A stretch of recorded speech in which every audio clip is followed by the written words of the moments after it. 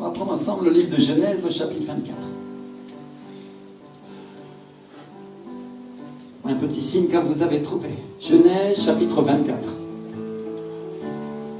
Alléluia. Genèse 24. Et on va commencer à lire à partir du verset 33.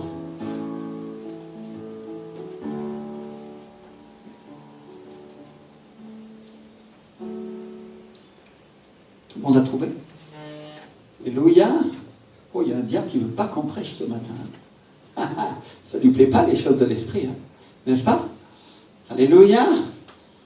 On va lire à partir du verset 33. Et ensuite, on va revenir sur le reste de l'histoire. Puis il lui servit à manger, mais il dit, je ne mangerai point avant d'avoir dit ce que j'ai à dire. Dites-le avec moi. Je ne mangerai point avant d'avoir dit ce que j'ai à dire. Alléluia. Déclare-le. Je ne vais pas manger avant d'avoir dit, avant d'avoir annoncé ce que j'ai à dire. Et ça, c'est le serviteur d'Abraham qui s'était déplacé jusqu'à la terre des origines d'Abraham. Et Laban, tout le monde connaît Laban? Laban lui dit, parle. Dites avec moi, parle. Et alors il dit au verset 34, je suis serviteur d'Abraham. Dites avec moi, je suis serviteur d'Abraham. L'Éternel a comblé de bénédictions mon Seigneur qui est devenu puissant. Il lui a donné des brebis et des bœufs, de l'argent et de l'or, des serviteurs et des servantes, des chameaux et des ânes. Sarah, la femme de mon Seigneur, a enfanté dans sa vieillesse un fils à mon Seigneur et il lui a donné tout ce qu'il possède. Dites avec moi, tout ce qu'il possède. Il lui a tout donné. Et on va lire ensemble les versets 37 à 51. Mon Seigneur m'a fait jurer en disant, tu ne prendras pas pour mon fils une femme parmi les filles des Cananéens dans le pays desquels j'habite. Mais tu iras dans la maison de mon père et de ma famille prendre une femme pour mon fils. J'ai dit à mon Seigneur, peut-être la femme ne voudra pas me suivre. Et il m'a répondu, l'Éternel, devant qui j'ai marché, enverra son ange avec toi et fera réussir ton voyage. Et tu prendras pour mon fils une femme de la famille de la maison de mon père. Tu seras dégagé du serment que tu me fais quand tu auras été vers ma famille. Si on ne te l'accorde pas, tu seras dégagé du serment que tu me fais. Je suis arrivé aujourd'hui à la source et j'ai dit, Éternel, Dieu de mon Seigneur Abraham, si tu daignes faire réussir le voyage que j'accomplis, voici, je me tiens près de la source d'eau. Dites avec moi, près de la source. Et la jeune fille qui sortira pour puiser, à qui je dirai, laisse-moi boire, je te prie un peu d'eau de ta cruche, et qui me répondra, bois toi-même, et je puiserai aussi pour tes chameaux, que cette jeune fille soit la femme que l'Éternel a destinée au fils de mon Seigneur. Avant que j'eusse fini de parler en mon cœur, voici Rebecca est sortie, sa cruche sur l'épaule, et elle est descendue à la source et a puisé. Et je lui ai dit, donne-moi à boire, je te prie. Et elle s'est empressée d'abaisser sa cruche de dessus son épaule, et elle a dit, bois, et je donnerai aussi à boire à tes chameaux. J'ai bu, et elle a donné à boire, aussi donné à boire à mes chameaux. Je l'ai interrogée, j'ai dit, de qui es-tu fille? Elle a répondu, je suis fille de Bethuel, fils de Nacor et de Milka. J'ai mis l'anneau à son nez, les bracelets à ses mains, puis je me suis incliné et prosterné devant l'Éternel, et j'ai béni l'Éternel, le Dieu de mon Seigneur Abraham, qui m'a conduit fidèlement, afin que je prisse la fille du frère de mon Seigneur pour son fils. Maintenant, si vous voulez user de bienveillance et de fidélité envers mon Seigneur, déclarez-le-moi, sinon, déclarez-le-moi, et je me tournerai à droite ou à gauche. Dites avec moi, à droite ou à gauche. Alléluia. Laban et Bethuel répondirent et dirent, c'est de l'Éternel que la chose vient, nous ne pouvons te parler ni en mal, ni en bien. Voici Rebecca devant toi, prends et va, et qu'elle soit la femme du fils de ton Seigneur, comme l'Éternel l'a dit. Alléluia. Vous voyez mes frères et sœurs, le chapitre 24, c'est l'endroit où Abraham, dans sa vieillesse, sent le besoin de trouver une femme à son fils. Et les Écritures, elles disent au début du chapitre qu'Abraham était vieux et avancé en âge et que l'Éternel avait prospéré Abraham en toutes choses. Il dit qu'il m'a prospéré. Alléluia. Désolé pour ceux qui sont religieux ici, mais alors la réalité c'est que Dieu prospère. Alléluia, dites avec moi, Dieu prospère. Dieu est un Dieu qui prospère, Dieu est un Dieu qui bénit, Dieu est un Dieu qui restaure. Alléluia, merci Jésus.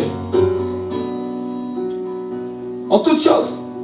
Et Abraham appelle son serviteur Eliezer, qu'il avait placé comme maître sur sa maison. Il avait dit qu'il était l'intendant de tous ses biens.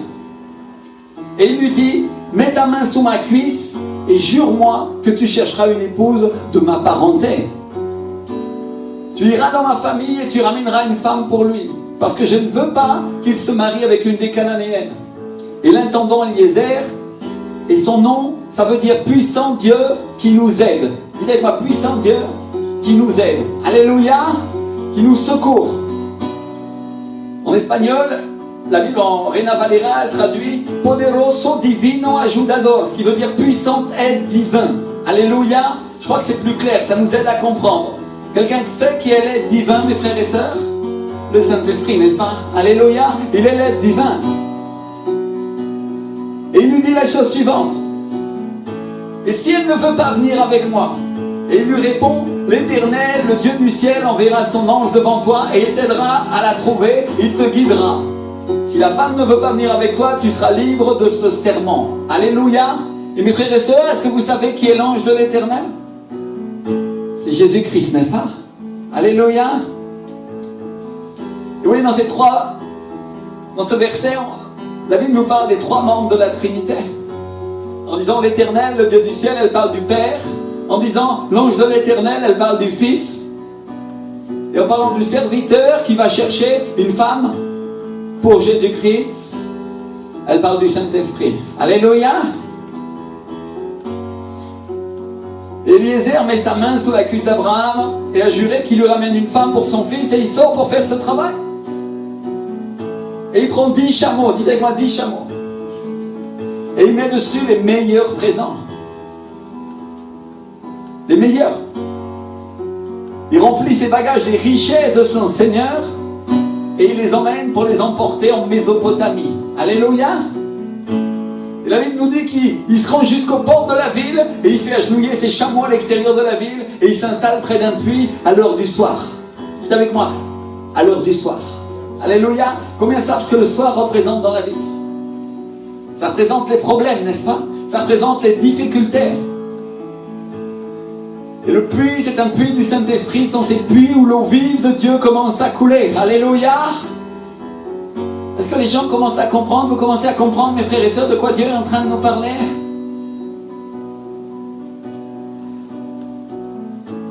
Alléluia. Et il fait une prière. Éternel, Dieu de mon Seigneur Abraham, que la jeune fille à laquelle je dis, penche ta cruche, je te prie pour que je boive, et qu'il me donne à boire, et qu'il dise ensuite, bois-toi, et je donnerai ensuite à boire à tes chameaux, et qu'il fasse que ce soit la femme que tu as choisie pour mon Seigneur. Alléluia. Et il n'avait pas fini sa prière que Rebecca arrive avec sa cruche. Et elle la jette dans le puits, et elle sort l'eau, elle la met sur son épaule, et au moment où elle s'en allait, Eliezer s'approche et lui dit, donne-moi à boire, je te prie. Alléluia. Dis-moi, donne-moi à boire. Donne-moi à boire. On est en train de parler de l'eau de l'esprit, mes frères et sœurs. Alléluia. Parce que bien sûr, il y a une histoire naturelle, une histoire matérielle derrière, mais le Seigneur a mis cette histoire dans la Bible pour que tu comprennes. L'Ancien Testament, c'est l'ombre des choses à venir. Alléluia. Jésus a dit, celui qui boit de ce puits aura encore soif, et celui qui boit de moi aura des fleuves qui coulent de lui jusqu'à la vie éternelle. Alléluia. De quoi il parle, mon frère, ma sœur? De l'eau du Saint-Esprit. Alléluia. Il parle de quelque chose de spirituel. Et elle descend rapidement la cruche, elle lui donne à boire. Et une fois qu'elle lui a donné à boire, elle prend sa cruche, elle la vide dans l'abreuvoir en disant, je puiserai aussi pour tes chameaux jusqu'à ce qu'ils aient bu. Alléluia. Jusqu'à ce qu'ils aient assez bu. Dis avec moi, jusqu'à ce qu'ils aient assez bu. Et elle court au puits, elle sort suffisamment d'eau pour 10 chameaux assoiffés. Et Eliezer la regarde surpris. Et il lui demande de qui elle est la fille. Et elle lui dit, je suis fille de Bethuel, fils de Milka et de Nakor. Et Nakor, c'était le frère d'Abraham. C'est-à-dire que c'était une fille d'Abraham. Alors Eliezer s'incline, il se prosterne devant l'Éternel qui l'a guidé sur le chemin. Il prend un anneau d'or et des bracelets et il lui donne. Et alors la jeune fille court à la maison de sa mère. Ça vous rappelle rien, ça? Elle court à la maison de sa mère, mon frère, ma soeur, qui a le cantique des cantiques. Je suis folle d'amour pour mon Seigneur et mon Sauveur. C'est ce qu'elle est en train de dire en cantique des cantiques, la Sunamite.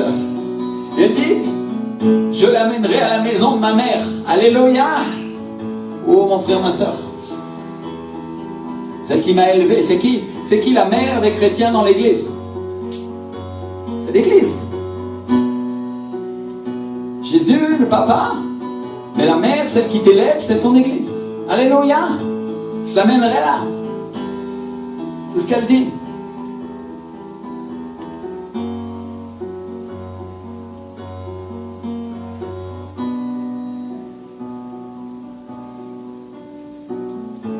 Et elle court à la maison de sa maman pour lui raconter ce qui vient de se passer.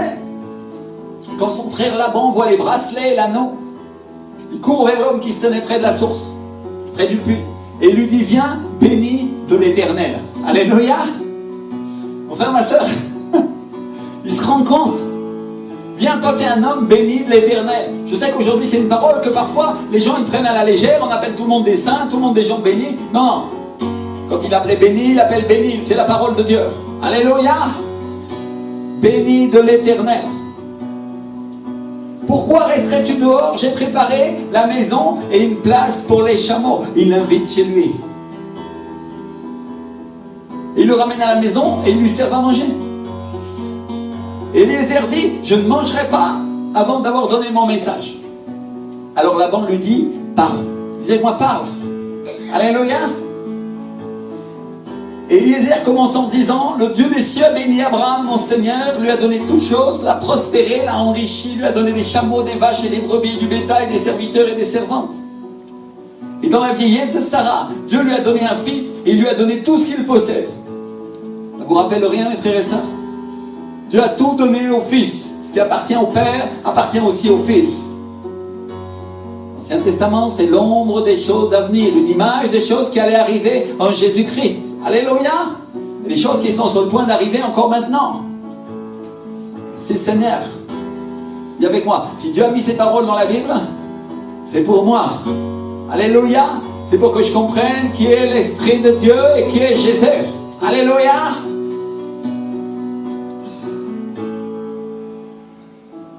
Et Eliezer continue et il dit, et il m'a envoyé chercher une femme de la famille d'Abraham, de sa famille. Je suis venu ici et quand je suis arrivé, je me suis mis près du puits et j'ai prié. Et Rebecca a accompli cette prière. Alors si elle veut venir et être l'épouse de mon Seigneur, ça sera bien. Sinon, dites-le moi et je me tournerai à droite ou à gauche. Alléluia, dis avec moi, à droite ou à gauche. C'est-à-dire, il attend un consentement, n'est-ce pas?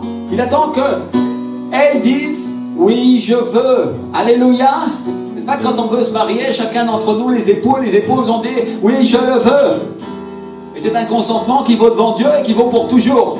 Est-ce que tu crois que ça a à voir avec quelque chose avec Jésus? Parce que la Bible dit que l'Église, c'est l'épouse de Christ. Oui, bien sûr.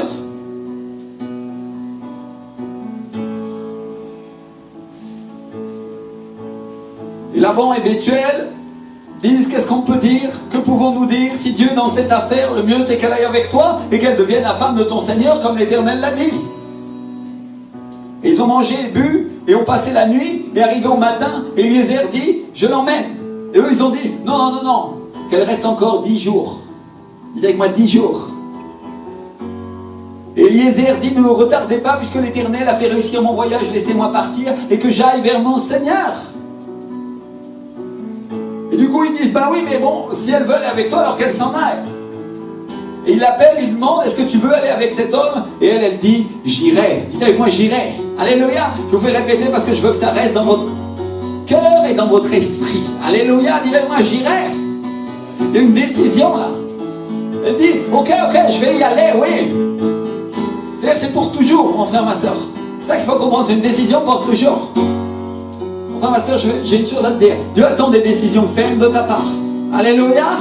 Il n'attend pas des gens qui reviennent en arrière, qui disent oui, un coup non, un coup oui, un coup non. La Bible dit qu'un tel homme ne recevra pas, ne pense pas qu'il recevra une seule chose du Seigneur parce que c'est une personne inconstante dans toutes ses voies et comme le flot de la mer.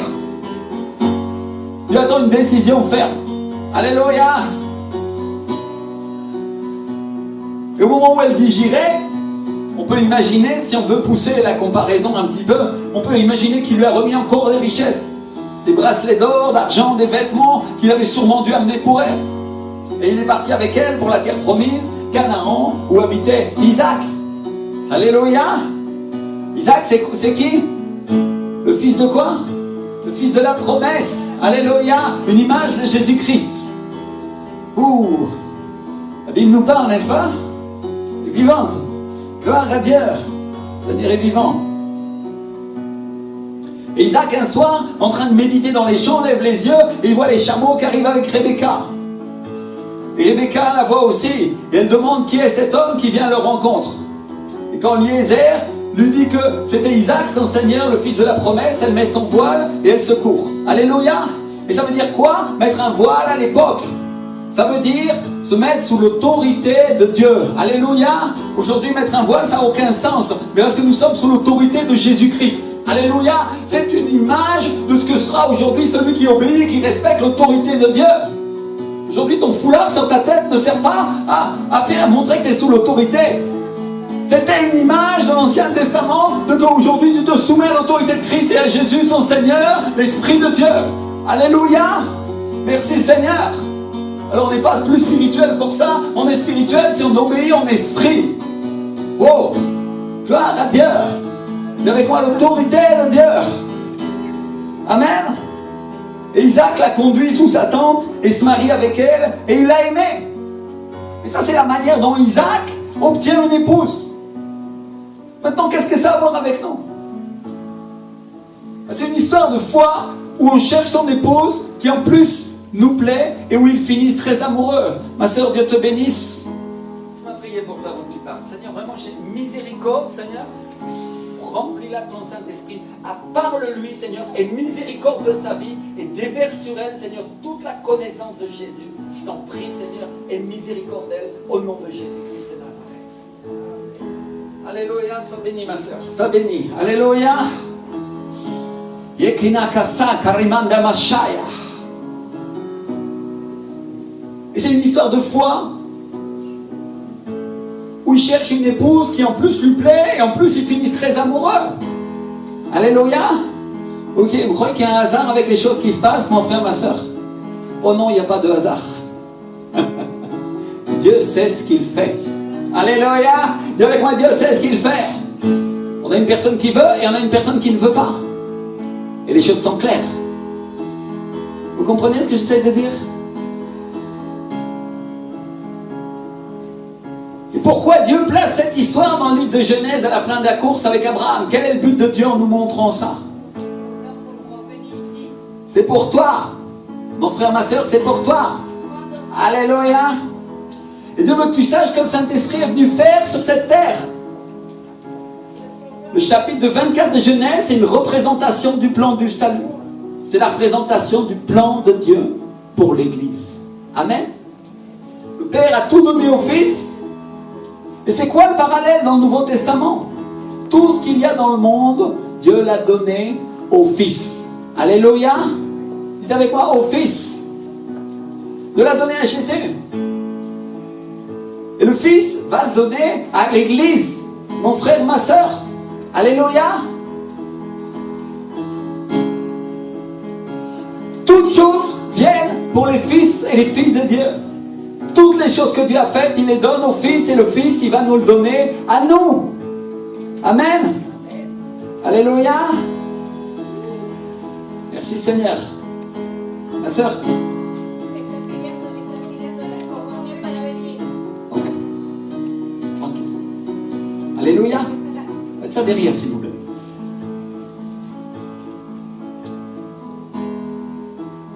Donc une des principales missions du Saint-Esprit sur cette terre, c'est de chercher une épouse pour le Fils de Dieu. Chercher une église sainte et sans tache, qui va être l'épouse de Jésus, notre Seigneur. Alléluia. C'est-à-dire l'épouse de l'agneau. Et on en parle dans le livre d'Apocalypse de la fête qui va se donner aux noces de l'agneau. Dites avec moi la fête. C'est-à-dire on est tous invités à la fête. Heureux celui qui accepte l'invitation pour Jésus. Alléluia. Et donc quand Jésus va revenir, la prochaine chose qui va arriver, c'est qu'on va être revêtu de blanc et on ira aux noces du Fils de Dieu. Dites avec moi les noces. J'ai invité aux noces. Alléluia. Et ce qui se passe en Genèse 24, c'est quelque chose qui est en train de se passer en ce moment même. Le Saint-Esprit a juré à Dieu, le Père, de trouver une épouse pour son Fils Jésus. Et il est à l'œuvre en ce moment même sur cette terre pour le faire. Et il a chargé ses chameaux de présents. Il a chargé des chameaux de dons et des choses les plus recherchées. Il est venu sur cette terre. Il est descendu le jour de la Pentecôte. Et il est avec nous. Il travaille avec nous. Et il nous accompagne. Alléluia. Mais on doit comprendre que sa mission et son objectif numéro 1, c'est de trouver une épouse pour le Fils de Dieu. Disez avec moi, trouver une épouse. Oui, il y a un diable qui ne veut pas qu'on entende ce message. Il ne veut pas que les croyants comprennent ça. Il préfère nous distraire avec toutes sortes de choses. Parce qu'il a très très peur que nous comprenions le genre d'épouse, le genre d'église que Jésus cherche. Alléluia.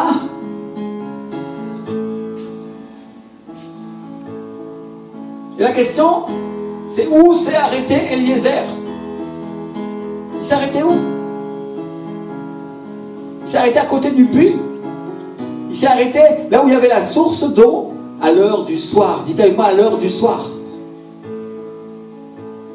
Et pensez un instant au Saint-Esprit qui vient sur cette terre, qui s'arrête à Miami, à New York ou à Paris.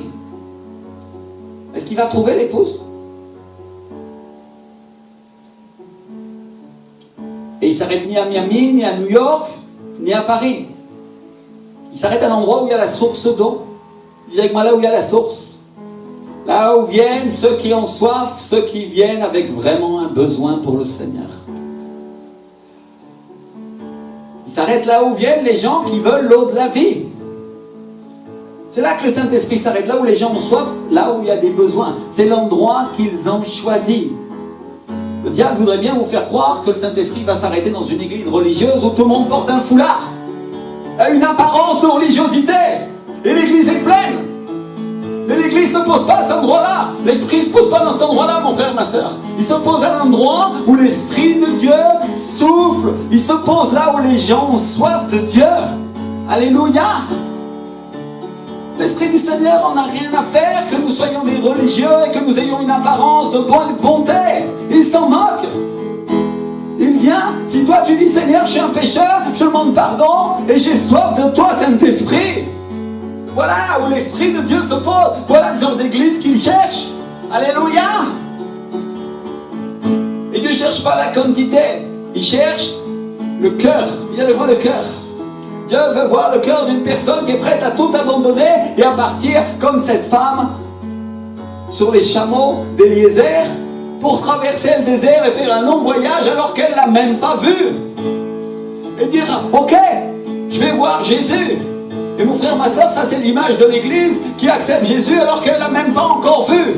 Voilà le genre d'église que Dieu veut voir. Là où le Saint-Esprit vient et il cherche l'épouse et il dit celle-là et celui-ci et celui-là. C'est celui qui acceptera de partir avec moi pour aller voir le Seigneur. Et il fait cette prière. Que celle qui donnera à boire à mes chameaux. Et tu peux dire, oh Seigneur, j'ai du mal à comprendre cette parole. J'ai du mal à comprendre ça.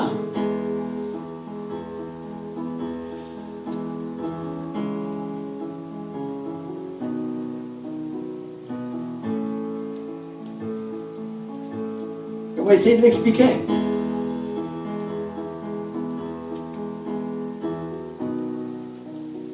En Apocalypse 22, verset 17, la Bible dit que celui qui a soif vienne, que celui qui veut prenne de l'eau de la vie gratuitement. Vous savez moi, gratuitement. Ça c'est pas payant, ça c'est gratuit. Alléluia. Et Jésus a dit, si quelqu'un a soif, qu'il vienne à moi et qu'il boive. Il nous parle d'eau. Mais il dit aussi, celui qui boit de cette eau a encore soif, et celui qui boira de l'eau que je lui donnerai n'aura plus jamais soif. Donc où est-ce que l'Esprit de Dieu amène Jésus quand il était en Samarie? À côté du puits. Vous trouvez ça en Jean chapitre 4. Pourquoi? Parce que c'est là que viennent ceux qui ont soif. Jésus s'assoit à côté du puits et la femme samaritaine vient pour chercher à boire. Et la Bible nous dit à l'heure du soir, parce que ça c'est le moment où le ciel s'obscurcit. L'heure du soir, c'est le moment de l'épreuve, c'est le moment de la difficulté. Alléluia. Quand il y a une difficulté dans ta vie et que tu viens quand même à l'église parce que tu sais que c'est là où le puits du Saint-Esprit est ouvert et que tu as soif, alors tu sais ce qui se passe. Alors là, Jésus de Nazareth se tient là pour toi. Alléluia. Est-ce que tu penses qu'il est là aux autres moments? Oh non mon frère, ma soeur. Il vient à ce moment-là. Quand tu viens dans l'épreuve, dans la difficulté, la douleur et la détresse, à l'heure du soir, et que tu as soif de sa présence. Alléluia.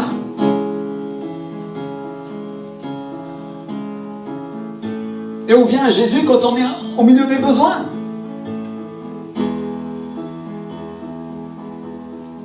Alléluia. Il vient quand tu es désespéré, quand tu es angoissé, quand la nuit est sans lune, quand tu es au bout du bout et que tu ne peux plus. Là, le Seigneur vient. Et donc, quand il y a une personne qui est en affliction, vous pouvez être sûr et certain que le Saint-Esprit est en train de s'approcher d'elle. C'est-à-dire, pourquoi dans l'église, il y a des gens qui reçoivent et il y a des gens qui ne reçoivent pas?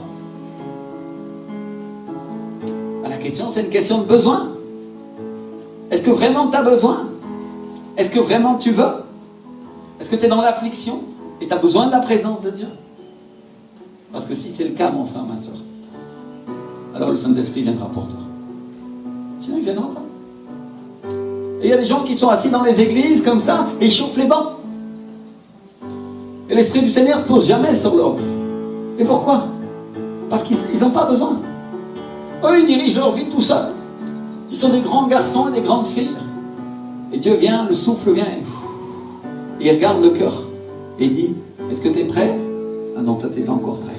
Et toi, tu es prêt? Tu es prête? Tu n'es pas encore prêt? Tu es prêt? Tu es prête? Wow! Alléluia! Vous comprenez comment ça fonctionne?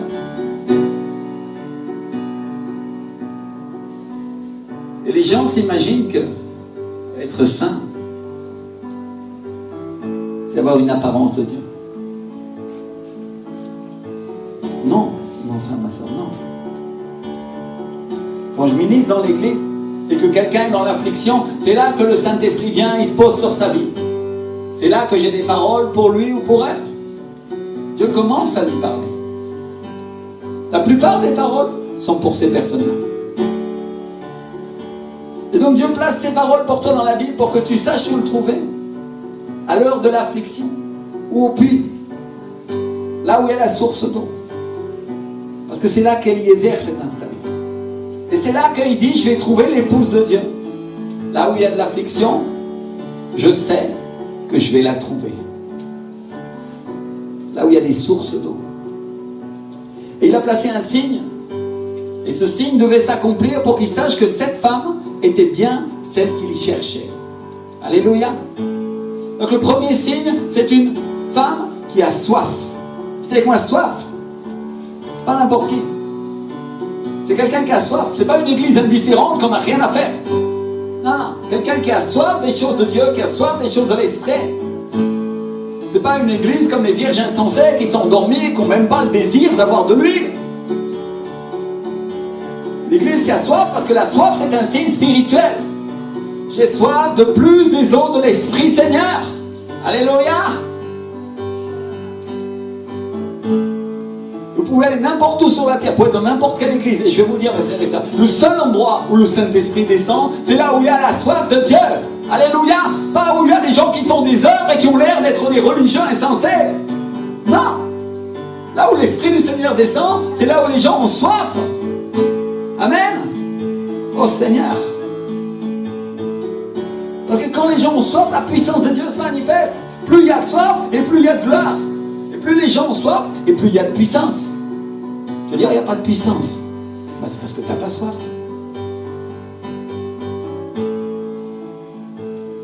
Et quand on voit les gens courir pour aller à l'église, quand on les voit courir pour passer devant au moment de l'appel, alors là oui, on peut être certain qu'ils vont recevoir. Alléluia. Et quand les gens sont là, apathiques, ouais bon, c'est bien. Mon frère, ma soeur, Dieu est resté chez lui.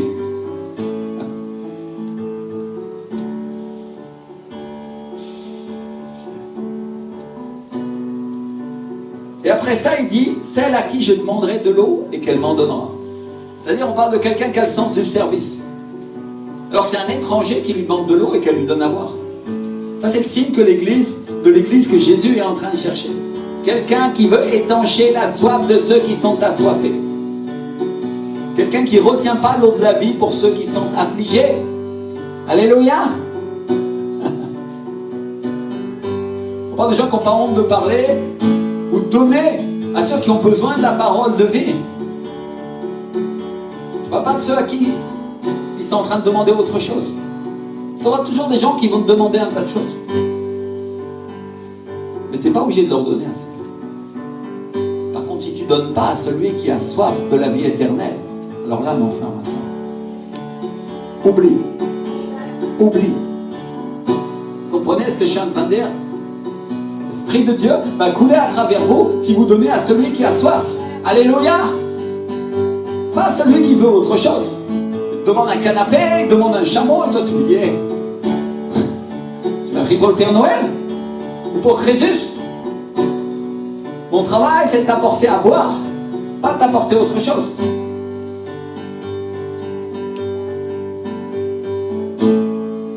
Et on ne parle pas de donner un petit service, on parle pas de donner un petit verre d'eau à celui qui a soif. Non, non. On parle de quelqu'un qui avait 10 chameaux. Je ne sais pas si vous savez combien ça boit un chameau. Un chameau, en 10 minutes, ça boit 100 litres d'eau. Dites avec moi 100 litres. 100 litres d'eau en 10 minutes. Et un seul chameau, ça peut boire jusqu'à 160 litres d'eau. Alors maintenant, une jarre d'eau comme celle que Rebecca elle avait, ça contenait à peu près 40 litres d'eau. Je ne sais pas si vous vous rendez compte du travail que ça peut représenter de jeter dans le puits, dans un pays au Moyen-Orient où il fait chaud, en plein désert, jeter dans le puits une jarre de 40 litres d'eau, ça fait 40 kilos pour une femme. Une jarre qui est remplie d'eau,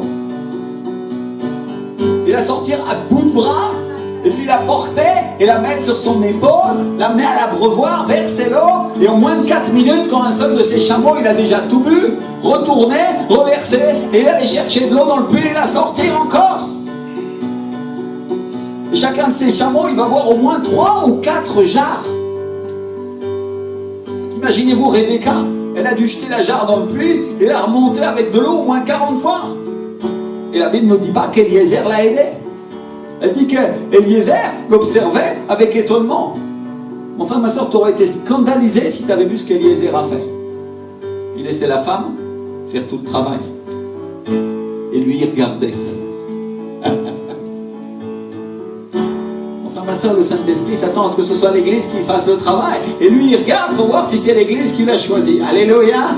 Une Église qui est travailleuse, une Église qui s'efforce pour apporter de l'eau de l'Esprit aux autres.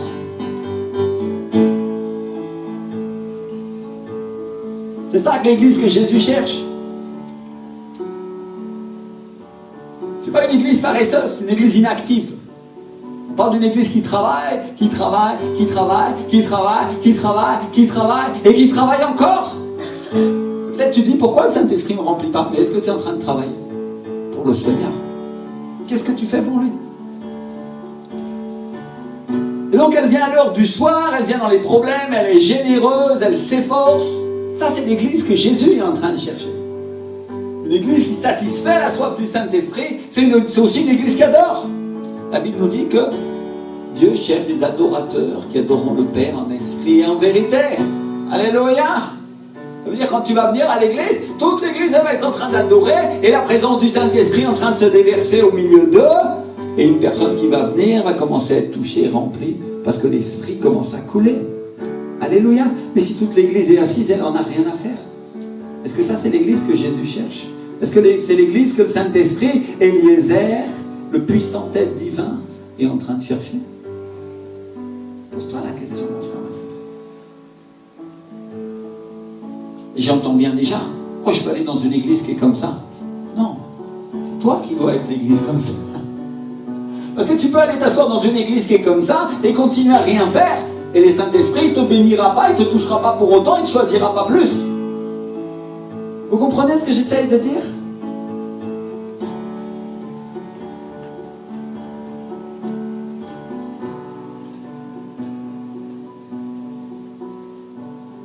On parle de personnes qui sont remplies du Saint-Esprit, qui sont en train de chanter.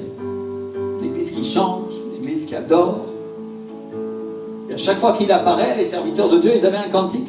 La Bible, elle nous parle du cantique de Moïse, elle nous parle du cantique de Déborah, de David. Elle nous parle de ces chants, ils chantaient. On peut parler aussi des psaumes. Marie, quand elle était remplie du Saint-Esprit, elle s'est mise à prophétiser. Et tous les réveils, que ce soit celui de Gall, celui de Wesley, c'est des chants, des chants, des chants et encore des chants. Alléluia! Des gens qui adorent. En Colombie, l'église est en train d'adorer, elle est en train de louer pendant des heures. Et ici, je vois l'église qui arrive après la louange. Mon frère, ma soeur.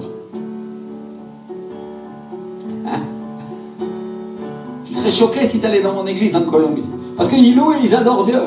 Après, il y a quelqu'un qui vient, il partage quelque chose. Et après, ils louent et ils adorent encore Dieu. Et après, ils louent et ils adorent encore Dieu. Et après, ils louent et ils adorent encore Dieu. Et tu crois que c'est pas un hasard si le Saint-Esprit vient? Bien sûr que non. C'est pas 10 minutes de chant et un sermon. Non, il y a de l'adoration du début à la fin. Et c'est pour une bonne raison. Parce que le Saint-Esprit nous fait chanter. Parce que Jésus est pour nous. Alléluia. C'est avec moi une église qui s'efforce. C'est tellement plus facile d'aller s'asseoir dans une église religieuse où personne ne dit rien. Le pasteur fait des sermons gentils. Et jamais je me sens impacté. Je me sens très sain. Mais le jour où Dieu va venir pour me chercher, je risque d'avoir une mauvaise surprise. Ah.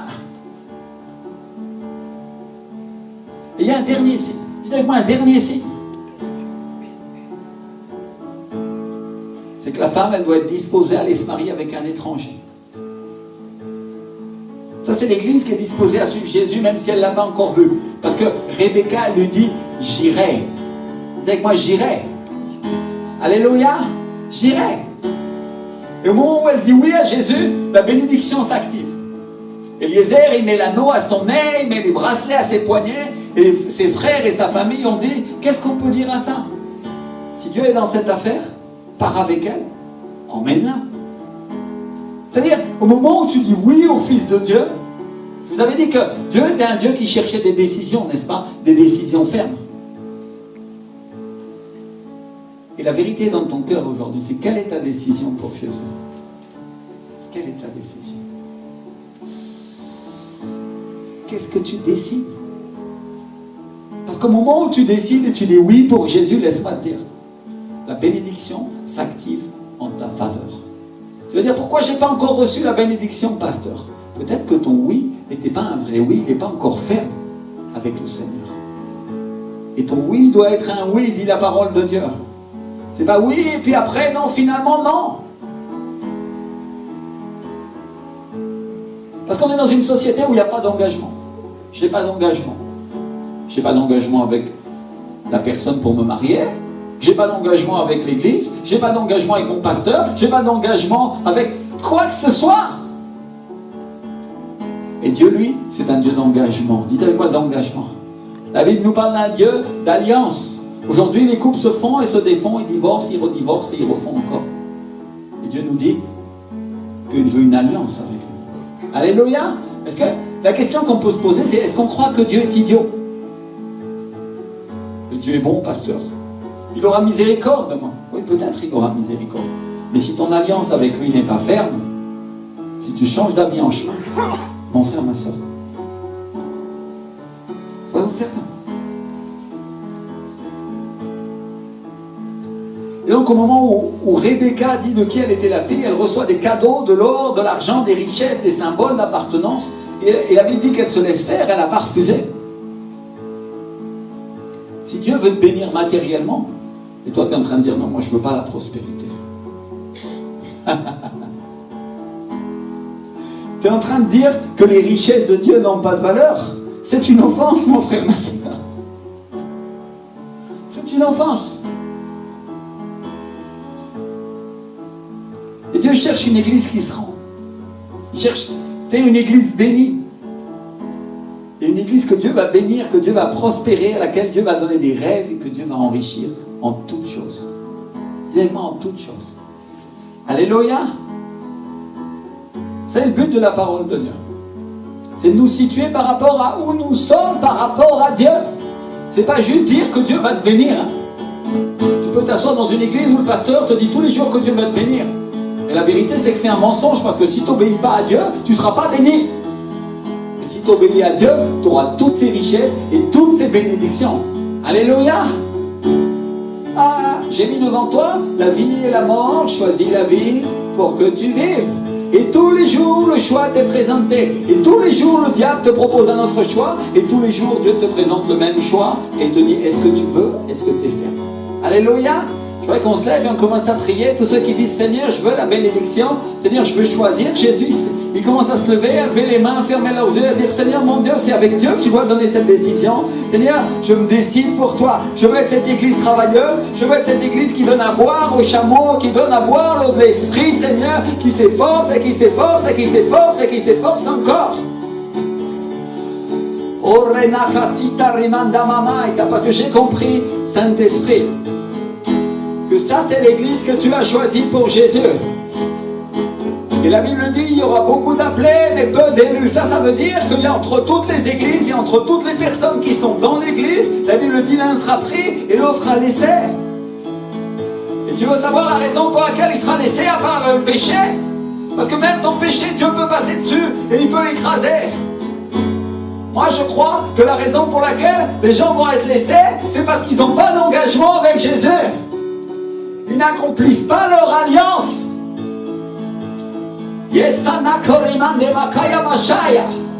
Alors commence à prier, à dire, Seigneur, aie miséricorde, si je n'ai pas accompli l'alliance comme je devrais le faire. Si je n'ai pas été le membre de l'église que j'aurais dû être, Seigneur. Si je n'ai pas été la personne qui donne à boire au chameau et qui dit je veux aller avec toi et que ça a été une décision ferme. Si je n'ai pas été une personne qui croyait que tu pouvais me donner des richesses spirituelles et des richesses terrestres, Seigneur, alors pardonne-moi. Pardonne-moi. Seigneur, je ne veux pas être avec ceux qui me déguisent. Je ne veux pas être avec ceux qui mettent les feuilles de figuier pour avoir une tenue religieuse et faire passer pour des gens spirituels. Je veux être une personne vraiment de l'esprit, vraiment dans l'église, une personne qui va partir avec toi, Seigneur Jésus.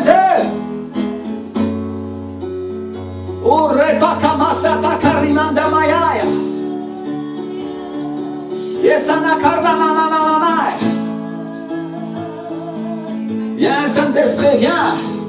Bénis ma vie, Seigneur. Déverse sur moi ton onction, Jésus. Seigneur, au nom de Jésus, lève-toi et commence à adorer. Lève-toi et commence à glorifier Dieu. Lève-toi et commence à dire, Seigneur Jésus, visite-moi, Saint-Esprit. Je veux être cette église qui tient à la source à l'heure du soir. De toutes les jeunes filles, Seigneur, tu vas me choisir à moi.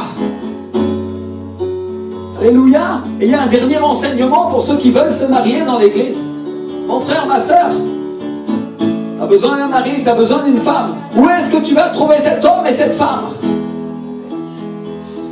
Est-ce que c'est dans le monde? Oh, jamais. La Bible nous dit, ne te mets pas sous un joug inégal.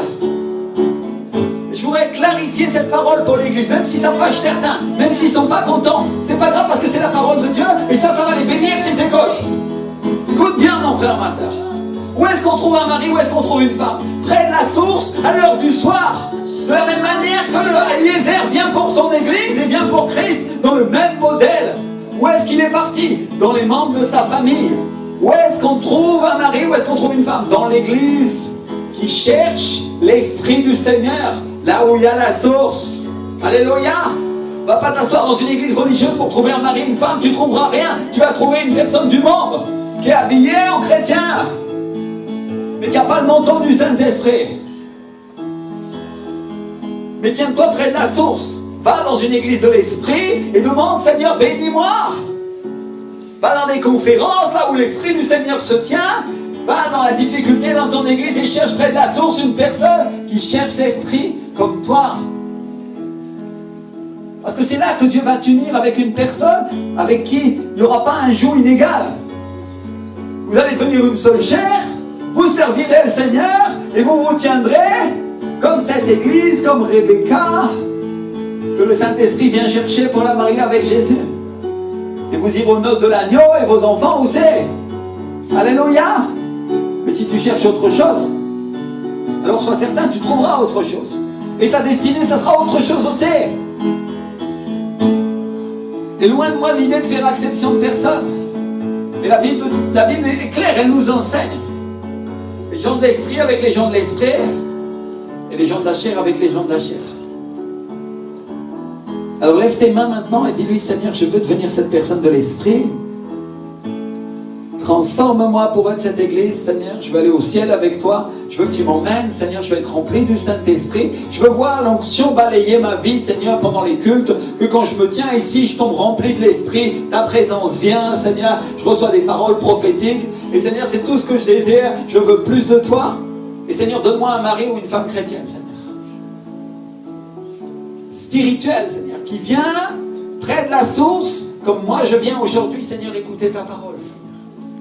Au nom de Jésus-Christ. Au nom de Jésus-Christ. Continuez à prier, continuez à prier, continuez à prier. Au nom de Jésus-Christ, au nom de Jésus-Christ. Ramamamamama. Rebakamayamasa. Remakayamasata karimanda fayanomakoshiteri merimai. Saint-Esprit, bénis-moi, Seigneur. Alléluia.